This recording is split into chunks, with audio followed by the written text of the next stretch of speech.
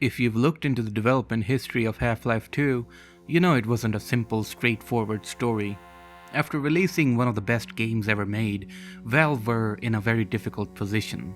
Put yourself in their shoes. It's late 1998, you just released Half-Life to critical acclaim, its popularity spread like wildfire throughout the world. How the heck would you make Half-Life 2? If I was in Valve around that time, or if I were Gabe Newell, I'd have a severe panic attack that would hospitalize me just thinking about the idea. But they did it.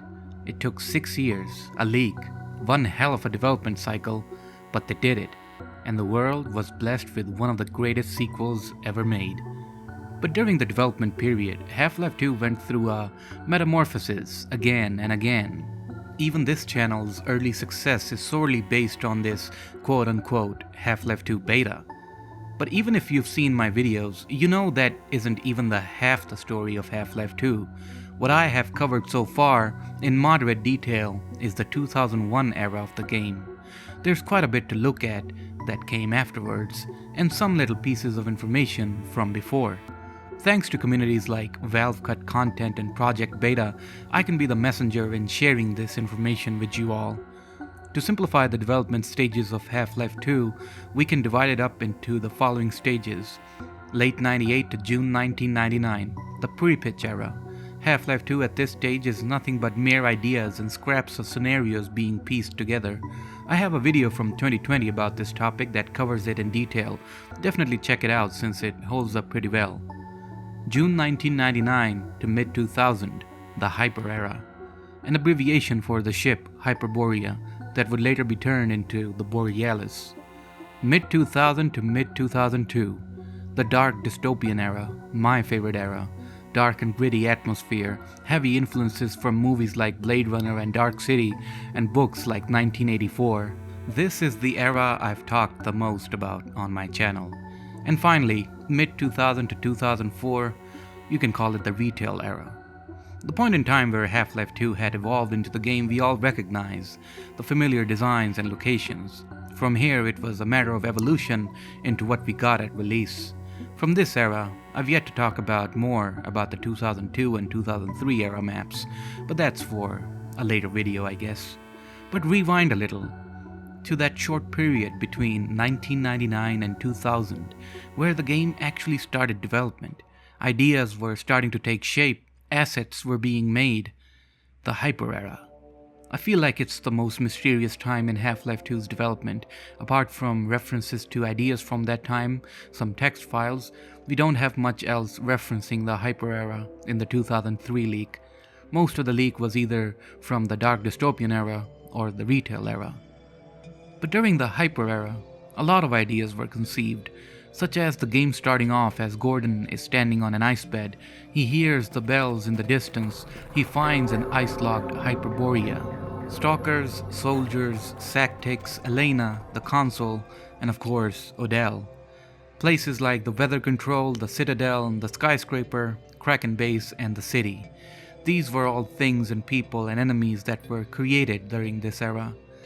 There was a liblist.gam file found in the leak. This GAM file basically tells the game engine where the game is, what the first map should be after pressing new game, and so on. And the starting map in this liblist.gam for Half-Life 2 was Hyper_001. There was a func_precipitation function written in the effects code file, and in its description it said, temporary snow solution for the first Half-Life 2 technology demo. Around the same time, 2 screenshots of the then in development Team Fortress 2 Brotherhood of Arms was released. It was supposed to showcase the models that were going to be used in TF2, but people were quick to notice that the background looked quite peculiar. After asking Mark Laidlaw about it, he did confirm that these models were in fact standing inside the Borealis, or rather, the Hyperborea. This map was from the Hyper Era. 3 of the textures used in this map are present in the leak. There is also much debate about the map demo_Arctic being from the Hyper Era.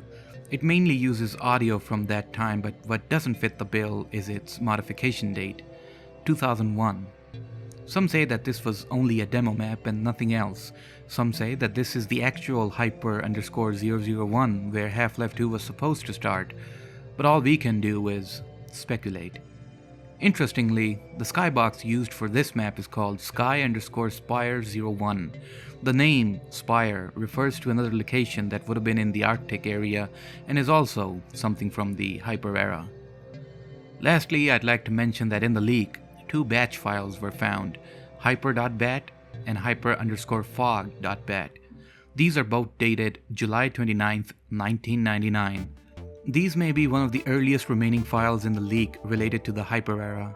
These batch files reference some other files that end with the file format .map. Maybe this .map format was a predecessor to the map format in the early Half-Life 2 builds. There are also a few other minor things to talk about too, but I think it'll be better as a further reading. If you want to take a look at all of this yourself, the link to the article will be in the description. And once again, a big thanks to the VCC website for compiling all this information. Now let's talk about something that prompted me to make this video.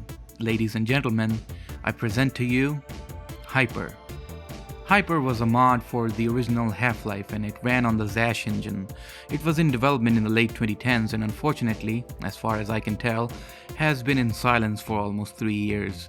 The original author left the mod and gave it to someone called Seam to continue the development, but nothing new has come up since. Before leaving, the original author did upload the mod to ModDB.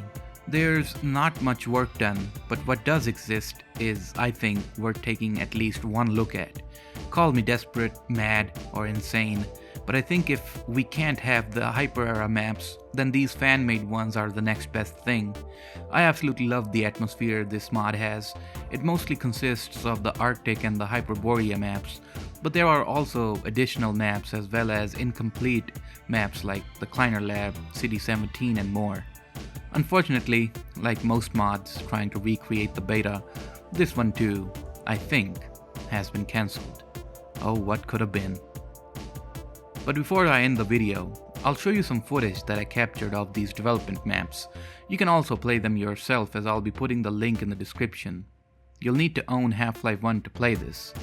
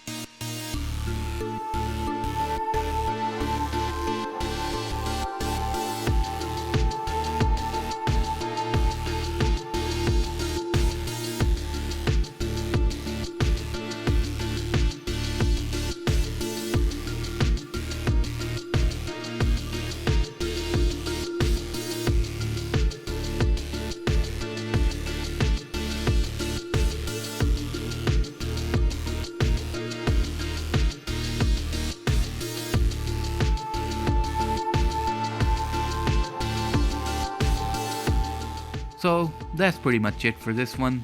Thank you so much for watching, and a big thanks to these benefactors for supporting the channel: William Thomas, Taiwanesium, Bubba, Quiltman, Unusual, 501st Clone Boy, Interloper CS, TTG, Robocop, Noel, Nobody Important, Franco Senlehi, Cheemsboger, Justin Imbergriff, Tedasaur, Otakan Nachos, Lamdre, Roadkill, Walter, Taylor, Hobgobbies, NoClick, Geode, Fisher Grice, Hawk Assault, Mr. Spaban, Jelen, A Normal Street Lamp, Tierbar Droid, and Bipolit. Thanks again, and see you in the next one.